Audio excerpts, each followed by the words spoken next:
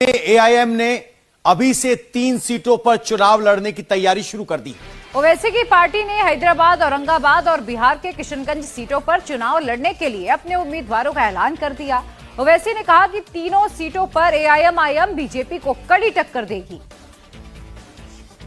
उम्मीद है कि इंशाअल्लाह ताला ना सिर्फ हैदराबाद की पार्लियामेंट की सीट बल्कि औरंगाबाद। ये बात करेंगे इन 3 सीटों के अलावा और पूरे भारत के अंदर या भारत के किस किस राज्य में कितने सीटों पर जो है एएमएम पार्टी लोकसभा के अंदर अपना उम्मीदवार उतारेगी। साथ के साथ इंडिया अलायंस के अंदर जो नीतीश कुमार हुआ करते थे, जो लीड कर रहे थे कहीं ना कहीं, जो सबसे पहले मीटिंग जिनकी अगुवाई में हुआ था पटना के अंदर इंडिया गठबंधन के अंदर, चूँकि इंडिया गठबंधन से वो जो है एनडीए के अंदर शामिल हो गए हैं नीतीश कुमार, तो जो एक खाली जगह है इंडिया गठबंधन के अंदर, क्या एएमएम उसके अंदर शामिल होंगे उसके बारे में भी मैं बताऊंगा। तो चलिए दोस्तों शुरू करते हैं। जो नए हैं वो बराए मेहरबानी चैनल को जरूर सब्सक्राइब करें और वीडियो को जरूर लाइक करें। चलिए शुरू करते हैं। सबसे पहले मैं आपको बताने की कोशिश करता हूं कि 3 सीट जिनके बारे में बातें हुई, ये 3 सीट अभी नहीं बल्कि पिछले 5 सालों से सबको पता था कि इन 3 सीटों पर जो है एआईएम अपना उम्मीदवार उतारेगी ही उतारेगी। और इन 3 सीटों पर जो है बल्कि ना सिर्फ उम्मीदवार उतारेगी बल्कि जीत भी दर्ज करेगी। अब 3 सीटों में से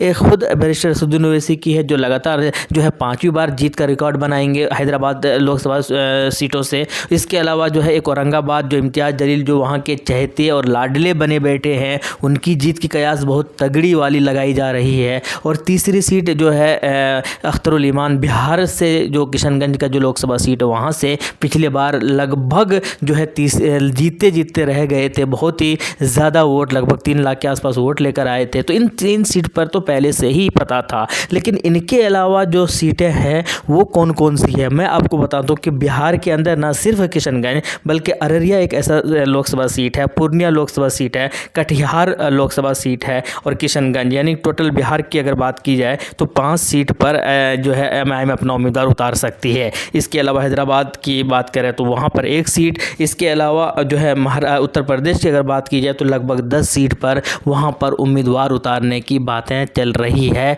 और इसके ऊपर शायद आपको अमल होते हुए भी दिखाई देंगे। इसके साथ साथ अगर बात की जाए महाराष्ट्र की तो महाराष्ट्र के अंदर इम्तियाज़ जलील के अलावा जो है 3 सीट और यानी टोटल 4 सीट वहाँ से भी चुनाव लड़ने की संभावना बताई जा रही है। तो ये तो हुआ कहाँ पर। हालांकि गुजरात के अंदर भी तैयारी चल रही है, ये देखना है कि गुजरात के अंदर लड़ेंगे या नहीं लड़ेंगे, तो वो आने वाले वक्त में ही पता चलेगा। लेकिन गठबंधन की अगर बात करते हैं तो क्या वो अकेले चुनाव लड़ेंगे या फिर इंडिया गठबंधन के जो अंदर जो है वो शामिल होंगे। तो अब मैं आपको पहले ही बता देता हूं दोस्तों कि इंडिया गठबंधन के अंदर कौन है। इंडिया गठबंधन के अंदर कांग्रेस पार्टी है, इंडिया गठबंधन के जो अखिलेश यादव की पार्टी है, इंडिया गठबंधन के अंदर जो है तेजस्वी यादव की पार्टी है, इंडिया गठबंधन के अंदर जो है ममता बनर्जी की पार्टी है, केजरीवाल की पार्टी है। और ये सारे वो लोग हैं जो कभी भी असदुद्दीन ओवैसी को जो है पसंद नहीं करते एज ए पॉलिटिकल लीडर जब अलायंस की अगर बात होती है। हालांकि संसद के अंदर जब चीखते हैं तब वो वहाँ पर पसंद किए जाते हैं, लेकिन जब गठबंधन की बात आती है, साथ में मिलकर चुनाव लड़ने की बात आती है,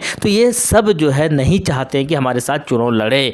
क्योंकि अब मुस्लिम वोटर की बातें होती है और असदुद्दीन ओवैसी साहब की बातें होती है, तो मुझे नहीं लगता पर्सनली कि नीतीश कुमार के जाने के बाद जो वो सीट खाली हुई है, क्या उन सीट पर असदुद्दीन ओवैसी के साहब को जो है लिया जाएगा। तो मुझे नहीं लगता कि एआईएम पार्टी को जो इंडिया गठबंधन के अंदर किसी भी सूरत में ये लोग शामिल होने देंगे, पहली बात। दूसरी बात यह है कि इंडिया अलायंस से शायद आपको नज़र भी ना आए, जिस तरीके से चीज़ें चल रही है, जिस तरीके से न्यूज़ निकल कर आ रही है, किसी को सीट पसंद नहीं आ रहे हैं तो किसी के एक दूसरे के साथ सहमति नहीं बन पा रही है। तो मुझे ये भी लगता है कि पता नहीं इंडिया गठबंधन शायद चुनाव घोषणा होते होते शायद रहे या ना रहे, ये भी देखना बड़ा दिलचस्प होगा। तो कुल मिलाकर ये किसी के साथ फिलहाल इंडिया गठबंधन में तो बिल्कुल भी एआईएम नज़र नहीं आ रहे हैं। लेकिन अगर कोई पार्टी, जैसे कि क्षेत्रीय कई सारी पार्टियां हैं जो पसंद करती है एआईएम पार्टी को, तो शायद मुस्लिम वोट उनको भी चाहिए, तो एआईएम के साथ मिलकर वो चुनाव लड़ सकती है। अब वो कौन कौन से होंगे ये तो खैर आने वाले वक्त में ही पता चलेगा।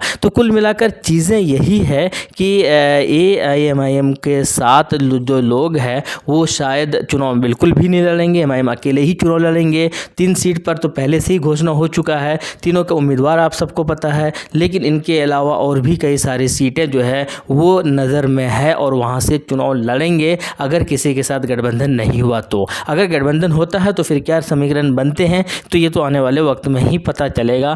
खैर, कुल मिलाकर आपकी क्या राय है कमेंट बॉक्स में ज़रूर बताइएगा। शुक्रिया, जय हिंद।